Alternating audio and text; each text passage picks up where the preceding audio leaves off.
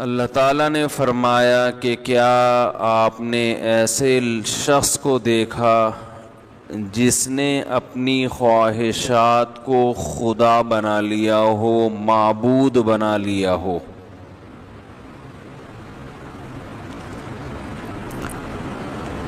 معبود کسے کہتے ہیں؟ جس کی عبادت کی جائے، جس کو فالو کیا جائے، جس کی غلامی اختیار کی جائے۔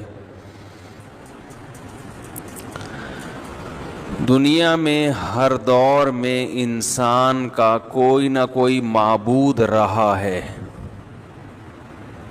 کوئی نہ کوئی معبود رہا ہے، کوئی نہ کوئی خدا رہا ہے۔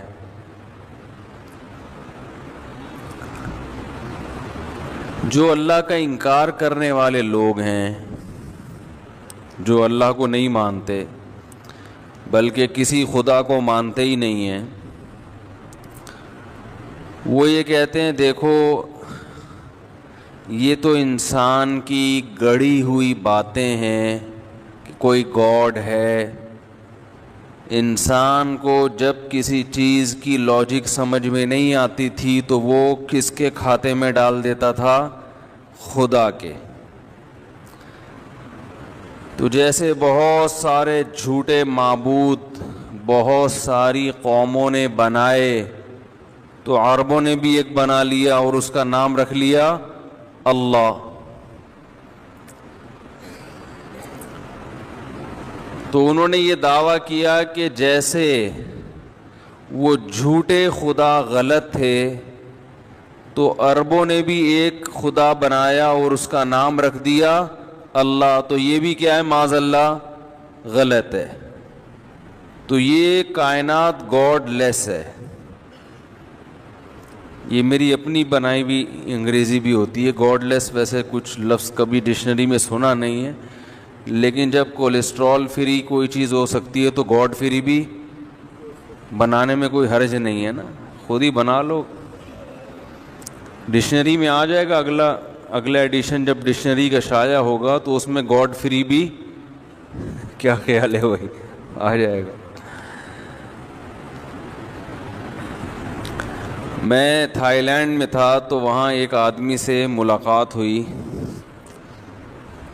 تو میں نے ویسے ہی اسے انٹرویو لینا شروع کیا کہ تمہارا مذہب کیا ہے؟ تو اس نے کہا میں فری تھنکر ہوں، فری تھنکر۔ میں نے یہ لفظ پہلی دفعہ سنا تھا، میں نے کہا یہ کیا ہوتا ہے؟ فری کا مطلب تو فری ہے، تھنک سوچ کو کہتے ہیں، تھنکر سوچنے والا۔ تو مجھے کچھ سمجھ میں نہیں آیا، فری تھنکر یعنی کچھ سوچتا ہی نہیں ہے، ہر قسم کی تھنکنگ سے کیا ہے بولو بھائی، فری۔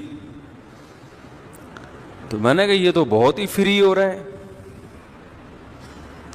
یعنی یہ تو فری ہونے کی انتہا ہو گئی کہ آپ کی کوئی تھنک ہو ہی نہیں۔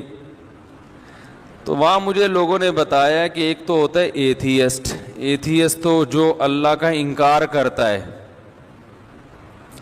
تو فری تھنکر سے اس کی مراد یہ ہے کہ نہ یہ انکار کرتا ہے نہ یہ اقرار، یہ کہتا ہے کوئی نظریہ رکھنا سرے سے ضروری ہے ہی نہیں، کوئی نظریہ کوئی کانسیپٹ رکھو ہی نہیں۔ یعنی اس بحث میں پڑھنے کی کیا ضرورت ہے کہ اللہ ہے یا اللہ نہیں ہے، اس کائنات کو کسی نے بنایا ہے یا بنایا نہیں ہے؟ کیونکہ اگر یہ کہو گے کہ بنایا ہے تو جو انکار کرتے ہیں کہ نہیں بنایا، یہ خود سے بنی ہے، وہ آپ سے بحث میں الجھیں گے۔ اور اگر آپ یہ کہتے ہو کہ اس کائنات کو کسی نے نہیں بنایا، خود سے بنی ہے، تو مذہبی لوگ آپ سے بولو نا بھائی بحث کریں گے نا، وہ دلائل سے ثابت کریں گے کہ اللہ ہے اور آپ کہتے ہو نہیں ہے، تو جو ہے والے ہیں وہ ثابت کریں گے، آپ کہتے ہو کہ ہے، تو جو نہیں والے ہیں وہ ثابت کریں گے۔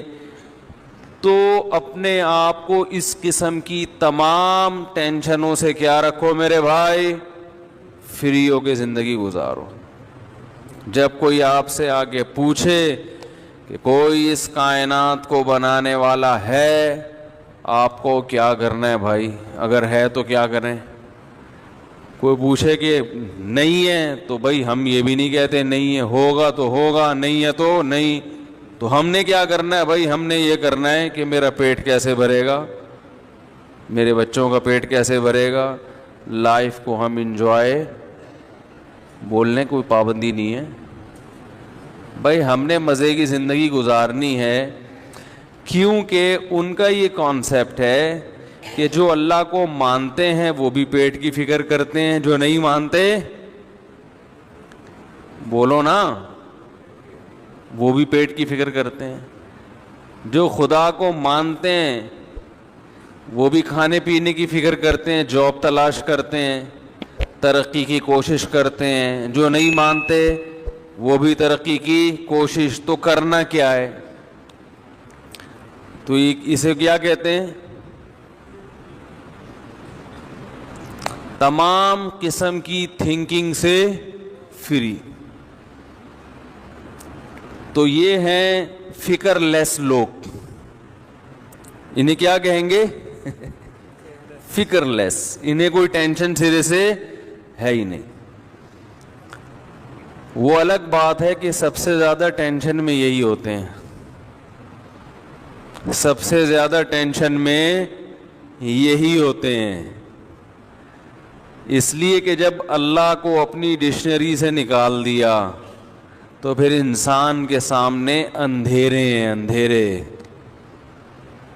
اسے گائیڈنس ہی نہیں ہوتی، اسے پتہ ہی نہیں چلتا صحیح کیا ہے، غلط کیا ہے، میں غلط کر رہا ہوں، میں صحیح کر رہا ہوں۔ ہر چیز میں وہ عقل سے فیصلہ کرے گا اور عقل اس کو تباہ و برباد کر دے گی، کیونکہ عقل سے بہت ساری چیزیں حل نہیں ہوتی۔ دیکھو یہ میں مثال سے سمجھاتا ہوں، موضوع میرا کیا ہوتا ہے کہیں اور چل پڑتے ہیں، لیکن چلو دعا یہ کی ہوتی ہے اللہ جس چیز میں لوگوں کو زیادہ فائدہ ہو ادھر ہی لے چل ہمیں۔ کیا خیال ہے بھائی؟ دیکھو اس کی مثال ہے، آپ کا ارادہ تھا سوراب گوڈ پہ ٹکے کھانے کا، آپ نے اپنے دوست سے کہا یار چلو سوراب گوڈ چلتے ہیں، جو دمبے کے تکے ہیں جو حقیقت میں بھینس کے ہیں، دمبے کے نام پہ بکتے ہیں، چلو وہ کھانے چلتے ہیں، سنا ہے وہاں افغانی پلاؤ بڑی مزے کی ہوتی ہے۔ منزل آپ کی کیا تھی بھائی؟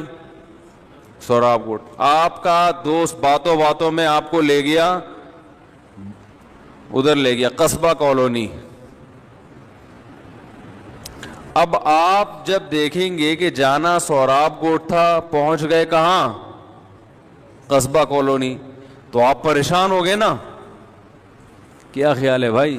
لیکن وہ آپ کو ایک ہوٹل میں لے گیا، اس نے کہا یہاں وہاں سے بھی اچھے تکے ملتے ہیں، تو آپ کہو گے بھائی مقصد تو کھانا تھا، سوراب گوڈ کی زیارت کرنا مقصد نہیں تھا۔ اگر وہاں یہاں سے بھی اچھے تکے مل رہے ہیں، یہاں وہاں سے بھی اچھے، کوئی مسئلہ